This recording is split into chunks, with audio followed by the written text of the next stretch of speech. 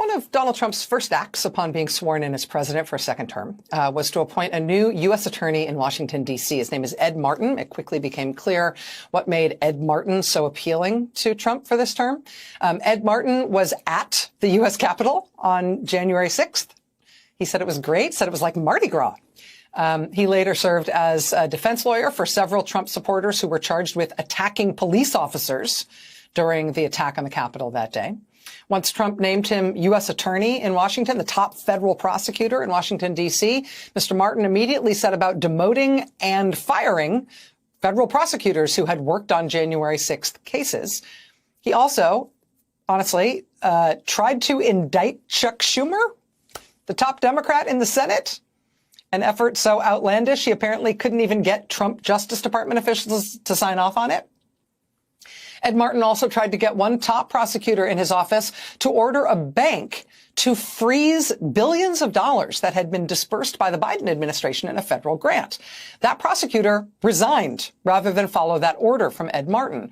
She resigned because she said there was no crime, there was no legal justification for opening a criminal investigation and thereby freezing those funds. She said he was essentially telling her to fake a criminal investigation, and she wouldn't do it.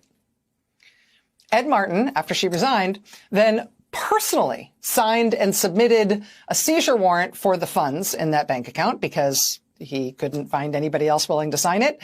The judge he submitted that warrant to rejected it because, again, no evidence of any crime. This week, Congressman Jamie Raskin, Democrat of Maryland, asked the Justice Department's Inspector General to open an inquiry into the behavior of Mr. Martin as U.S. attorney in Washington, D.C. Raskin's letter outlined all the things Martin has done that he says could potentially deserve investigation by the Inspector General. The list runs to 9 pages, single-spaced, in small type. Ed Martin hasn't even been running that office for 2 months.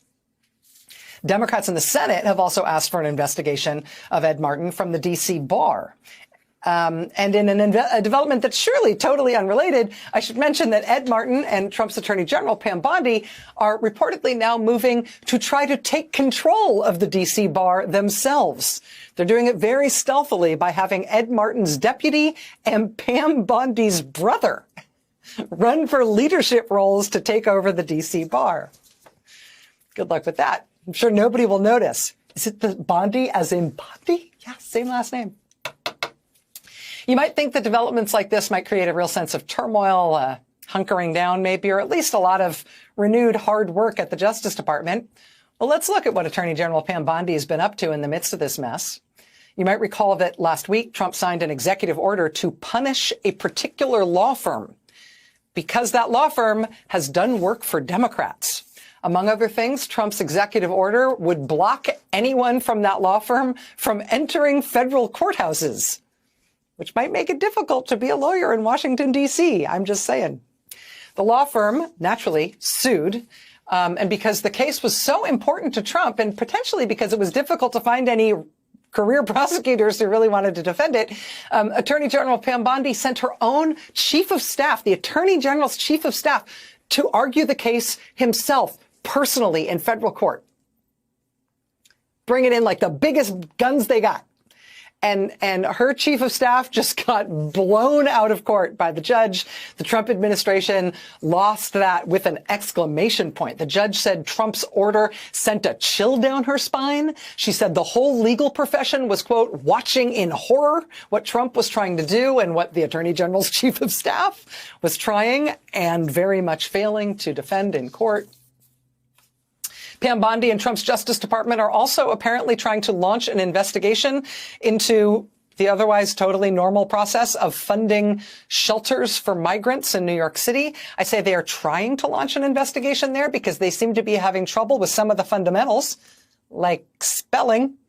At least one of the subpoenas they sent out has folks in New York scratching their heads because it went to something called the Hotel Chandler. Hotel Chandler does not host immigrants at all. It's not clear what's going on there with the Hotel Chandler, but a CBS News report does note that, quote, a source familiar with the shelter system pointed out that another hotel with a similar name, the Candler, is in fact a hotel where they house migrants. Asked about the situation with the Chandler and the Candler, a spokesman for the Department of Justice said, quote, "We will decline to comment on an ongoing investigation." Also, Pam, do you... but don't worry about it. When it comes to the really important stuff, Pam Bondi is on it. This went out from her office this week. All caps. Memorandum for all department employees from the Attorney General. Subject, ending procurement of paper straws. Quote, in accordance with President Trump's direction. The Department of Justice, she's talking about the U.S. Department of Justice, shall take appropriate action to eliminate the procurement